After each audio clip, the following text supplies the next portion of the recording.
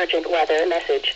The National Weather Service in Cleveland has issued a severe thunderstorm warning for Erie County until 4 p.m. Eastern Daylight Time. At 2:57 p.m. Eastern Daylight Time, the National Weather Service Doppler radar indicated a severe thunderstorm capable of producing quarter-size hail and damaging winds in excess of 60 miles per hour. This storm was located 10 miles northwest of Castalia and moving southeast at 20 miles per hour. Locations impacted include Sandusky, Castalia, Island. This is a dangerous storm. Seek shelter inside now and stay away from windows.